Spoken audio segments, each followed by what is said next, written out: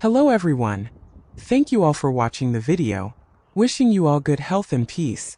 The dawn slipped over the mountains, its light a fragile murmur, weaving through mist that clung to the hills like a breath held in sorrow. Lytuca rose, her movements quiet in the winter's chill. The air sharp with the bite of northern Vietnam. Roosters crowed, their calls piercing the hush of a world stirring, and she stepped onto the packed dirt of their bamboo house, its walls etched with years of rain and resilience. She knelt by the hearth, her hands roughened by labor, feeding twigs to the fire, the flames flickering, casting shadows like unspoken wounds. A pot of rice porridge simmered, its steam a quiet vow for her daughter, Han, who was with her grandmother, her giggles a distant echo in the village below. Beyond the yard, the vegetable garden waited, overgrown with weeds, and Lytuca's heart trembled, as if the day held truths it might unravel. Their home perched on a slope, a frail shelter of bamboo and thatch, cradled by the mountain's embrace. The yard was a patchwork of life, a vegetable garden where kohlrabi and cauliflower struggled through grass, a chicken coop where hens brooded over eggs, a small grove where oranges gleamed in the frost. Each morning Lytuca tended the land, her hands steady as she pulled weeds or thought of Han, her tiny hands eager for the day's warmth. Today she moved to the garden, her basket slung over her shoulder, her steps sure despite the cold that stung her cheeks. A sin, her husband, no, her former betrothed, was gone, his motorbike's hum lost to the wood factories, where he worked, or so he claimed, before the truth of his betrayal surfaced. She'd learned of his affair, a wound delivered before their marriage could be sealed, and now she stood alone, her heart a stone, her resolve a vow to raise Han without him. The mountain loomed, its silence vast, and she let the work hold her, a rhythm to drown the pain. The garden was cool, the air thick with the scent of earth and grass, the wind carrying whispers of frost. Lytuca knelt, her hands tearing weeds, their roots stubborn in the soil. "Too long," she murmured, her voice soft, a smile flickering as she cleared a patch, the kohlrabi's leaves bright against the dirt. She spread chicken manure, its sharp scent a promise of growth, and checked the coop, the hen's soft clucks a balm. Her thoughts drifted to Han, to her weaning, her days with her grandmother, her laughter a spark that lit the dimmest moments. She thought of a sin, his promises of a life together, now shattered by a woman whose name she didn't know. The garden was hers, a legacy of labor, and she worked steadily, her hands steady, her heart heavy with the truth she'd accepted. She would raise Han alone, needing no one, her laughter a defiance against the cold. The sun climbed, its warmth a faint pulse through the clouds, casting pale threads across the garden. Lytuca paused, her hands resting on the basket, her eyes tracing the valley below, where the stream glinted like a silver thread. She thought of the orange grove, 10 kilometers away, its fruit ripe and heavy, a journey she'd make to sell at market. She thought of Han, her small hands clutching a shirt she'd buy, and of a sin, his betrayal a blade that cut deeper with each silent day.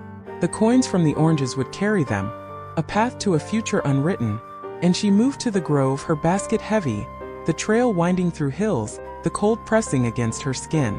The trees stood tall, their fruit golden, a type of saffron orange that thrived only in these heights. She plucked one, its sweetness bursting on her tongue, a moment of joy that felt like grace. The grove hummed, the air thick with citrus and frost, the mountain's shadow lengthening. Lytuca worked, her hands steady, filling the basket, each orange a vow of coins, 10,000 dong a kilogram, enough for Han's shirt, for rice, for a life stitched from small triumphs. She thought of the market where she'd sell, her voice calling, her smile practiced. But her heart wavered, torn between the strength she'd found and the pain she carried, a truth she'd spoken aloud. "I'm alone and my baby Han. I'll raise her on my own." The words were a shield, her laughter a spark, but the ache lingered, a shadow that grew with the fading light. She loaded the basket, 40 kilograms, and walked the trail, her steps sure, the cold a reminder of what she could endure. The market was a bustle, voices calling, the air thick with spice and smoke, the scent of grilled corn mingling with herbs. Lytuca spread her mat, her oranges gleaming, her voice steady. "Sweet oranges, 10,000 dong a kilo," she called, her smile bright, her eyes scanning the crowd. Customers came, their hands sorting fruit, their coins heavy in her palm, 2 kilos for 5.10. She sold quickly, the coins a promise, and one man bought her entire basket, 10 kilograms for 100,000 dong. His bill large, his smile kind. Keep the change, he said, and she hesitated, her fingers brushing the note, her heart catching at the weight of his generosity. For Han's shirt, he added, and she nodded, her throat tight, the coins a vow of warmth for her daughter. A shadow approached Hung, a man she'd met before, his eyes kind, his voice warm. Tieu Ca, he said, his hand steady as he took her basket, his truck gleaming in the dusk. You sold well. She smiled, her fingers brushing the coins, the weight of his presence heavy. Just oranges, she said, but her eyes betrayed her, heavy with the weight of days. Hung's smile was gentle, his words a lifeline. I bought for the kids, he said, his voice low. In the next village. Orphans like I was. He spoke of his past, 15 years ago an orphan, adopted after returning a lost wallet. Now a CEO with factories and a heart for the poor. Lytuca listened, her heart easing, but a shadow lingered. His kindness, his ease, a spark that both warmed and unsettled her. They drove to the village, Hung's truck a steady hum, the road winding through hills, the stream glinting in the fading light. Children gathered, their eyes bright, their hands eager, and Lytuca helped, her hands passing oranges, their laughter a spark that lit the air. Thank you, they called, and she smiled, her heart swelling, the act a balm. Hung stood beside her, his presence steady, his words soft. You're strong, Tieu Ca, he said, his eyes kind. Han's lucky.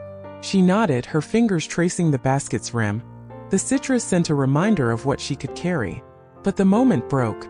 A man approached, his face tense, his voice sharp. Tieu Ca, he called, his eyes fierce. With him. It was Tom, a manager at Asin's factories, his words a blade. You're with her, he said to Hung, his jaw tight. She's Asin's girl. Lytuca froze, her basket slipping, her heart a storm. Hung stepped forward, his voice calm. Just helping, he said, but Tom's eyes burned. I manage 9 factories, he said, his voice low. Your trouble, Hung. And you, Tieu Ca, cheating. Her breath caught, her hands trembling, her voice low. No one's girl, she said, her eyes fierce. Asin cheated first. The air crackled, Tom's face crumpling, and Hung's voice cut through. You're done here, he said, his hand on Lytuca's arm. Leave or you're out of the factories. Tom backed away, his words lost, and Lytuca stood, her heart a shard of glass, her resolve a vow. They drove to town, Hung's truck a refuge, the market fading behind. He stopped at a shop, his hands picking a shirt for Han, another for her. It's cold, he said, but she shook her head, her voice steady. I'll buy for Han, she said, her coins heavy, her heart wary. Hung paid, his card swift, and she hesitated, her fingers brushing the fabric, the weight of his kindness heavy. Pay me later, he said, and she nodded, her throat tight, the shirt a promise of warmth for her daughter. But the day turned, a motorbike's hum, and Asin appeared, his face pale, his eyes desperate. Tieu Ca, he called, his voice breaking. She's a colleague. I was trapped. Lytuca froze, her hands trembling, her heart a storm. Trapped, she said, her eyes fierce. You cheated, Asin. Before we could marry. He stepped closer, his hands empty, his voice a plea. I'm sorry, he said, his eyes heavy. I'll make it right. But she turned, her eyes burning with tears she wouldn't shed. Han's enough, she said, her voice steady. Go. Hung stood beside her, his presence a shield, and Asin stood, his motorbike idling, his words lost in the night's hush. She walked to the house, the bamboo walls glowing, the hearth a beacon. Han ran to her, her small hands eager, her chatter a spark. Mama, home, she called, and Lytuca knelt, her smile warm, her heart catching at the weight of her daughter's trust. Inside, the hearth glowed, its warmth a contrast to the chill in her chest. She fed Han, her small hands eager, her chatter a spark in the quiet. Her grandmother watched, her eyes kind but heavy, her voice low. Min falters, she said, her hands slicing greens, their scent sharp on the air. I raised your mother alone. You're stronger than this. Lytuca nodded, her fingers tracing the bowl's rim, the clay cool against her skin. She thought of Asin, his hands steady at the factories, now tangled in a trap, perhaps Tom's words, perhaps the woman, a scheme she couldn't see. She thought of Hung, his oranges a gift for children, his kindness a question she couldn't answer, a motive she couldn't name. She thought of Han, her laughter a spark that both anchored and unraveled her, a dream both fierce and frail. They ate, rice and greens warmed by the hearth. Han nestled between her and her grandmother, her giggles a spark in the quiet. Lytuca's thoughts turned inward, a tangle of love and pain. She thought of the grove where she'd picked, her hands steady, the coins a vow of resilience. She thought of their years together, the nights when hunger was a shadow, the days when Han's birth was a joy unmarred by betrayal. She thought of Hung, his truck a fleeting refuge, his aid a spark that stirred both hope and fear, a trouble she hadn't sought. The evening deepened, the fire's glow casting shadows across the room, the bamboo walls softening in the light. She cleared the bowls, her hands steady, the clink of clay a rhythm in the quiet. Han slept, her breath soft, her small form curled on a mat, her laughter a memory that lingered. Lytieuca stepped outside, the air cool, the stars sharp against the dark, their light a map of questions without answers. The mountain loomed, its silence vast, the valley hidden beyond its folds, the stream's murmur a faint lullaby. She gazed down the path the sin had ridden, the dust untouched, her heart a fragile bridge between love and betrayal. She thought of the garden, its greens a seed of their future, the chickens growing strong, the coins from the oranges a vow of resilience. She thought of their dreams, small but stubborn like roots breaking stone, and of a sin, his regret a plea she couldn't hear, his trap a shadow she couldn't see. She thought of Hung, his aid a light that both warmed and troubled her, a motive she couldn't name.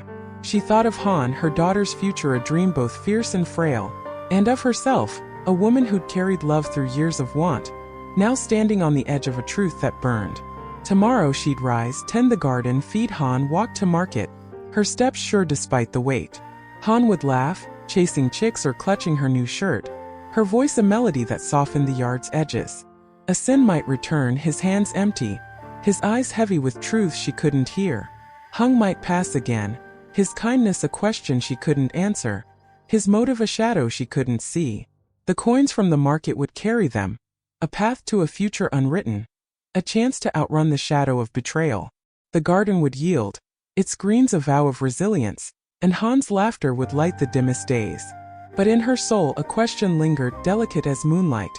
What drove Hung's aid, and would a sin's regret mend or break her family, leaving her to raise Han alone under the mountain's gaze? Somewhere in the valley's hush, their future waited, and here on the mountain, her family breathed, a fragile circle of love and pain, its edges softened by a sky too vast to promise forever.